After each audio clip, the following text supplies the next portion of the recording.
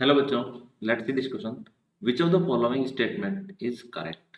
Statement one, kinetic energy of a system can be change without changing its momentum. Kinetic energy क्या हम change कर सकते हैं? Momentum को चेंज किए। Second second statement, kinetic energy of a system can not be change without changing its momentum. Statement third, momentum of system cannot be changed without changing its kinetic energy.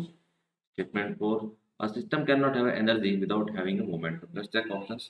First, we need to find the relation between kinetic energy and linear momentum. So, look at here. Kinetic जो energy होती है वो के ई से represent करते हैं, that के E is equal to half M V square के बराबर होता है। ठीक है। और दूसरा जो पोटेंशियल मोमेंटम होता है P, that is equal to M into B होता है। सो हम काइनेटिक एनर्जी को ऐसा लिख सकते हैं, कुछ kinetic energy is equal to half, ऊपर नीचे हमने मास से मल्टीप्लाई किया तो एम स्क्वायर ऊपर हो जाएगा, बी स्क्वायर डिवीजन में एक एम और आ जाएगा। तो यहाँ से एम इंटू बी की जगह पी लिखेंगे तो काइनेटिक एनर्जी जो हो जाएगा वो P square by two M के बराबर हो जाएगा। काइनेटिक एनर्जी स्केलर क्वांटिटी है और जो मोमेंटम है वो एक लीनियर क्वांटिटी। स्टेटमेंट वन में बोला है कि kinetic energy of system can not be change without changing its momentum. Let's check option. हम एक एग्जांपल लेते हैं कि हमारे पास एक ऐसा एक बॉम्ब है। ठीक है। वो बॉम्ब इनिशियली रेस्ट पे, वी इनिशियल उसका जीरो दे रखा है और उसका मास कितना है, कैपिटल एम दे रखा है।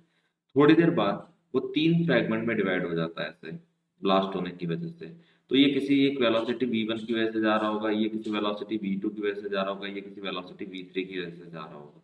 ठीक है। लेकिन इनकी डायरेक्शन कुछ ऐसी होगी क्योंकि सिस्टम के ऊपर नेट एक्सटर्नल फोर्स कितना था, जीरो था। सिस्टम के ऊपर नेट एफ एक्सटर्नल जीरो होता है, एफ एक्सटर्नल जीरो होगा तो उस कंडीशन में हमेशा मोमेंटम क्या रहेगा, कंजर्व रहेगा।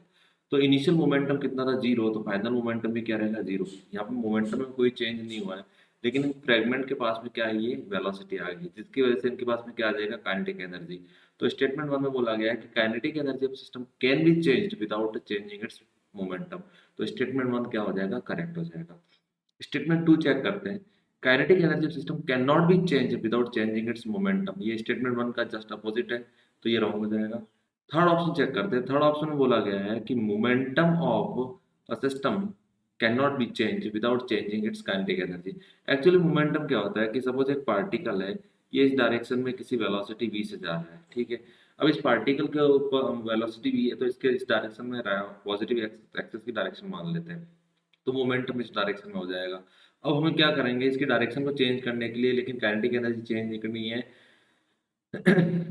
काइनेटिक तो मोमेंटम, इस पे हमें क्या लगाना पड़ेगा, फोर्स लगाना पड़ेगा। फोर्स लगाने के लिए हम लगाएंगे तो उसकी वेलोसिटी में कुछ ना कुछ चेंज आएगा। यदि अपोजिट डायरेक्शन में फोर्स लगाएंगे तो उसकी काइनेटिक एनर्जी भी क्या हो जाएगी, चालू हो जाएगी। मुझे मोमेंटम को चेंज करना, कैन नॉट बी चेंज, तो इसके ऊपर अपोजिट डायरेक्शन में से फोर्स लगाया तो वेलोसिटी डिक्रीज करेगी, वेलोसिटी डिक्रीज करेगी तो क्या होगा, काइनेटिक एनर्जी भी चेंज हो जाएगी।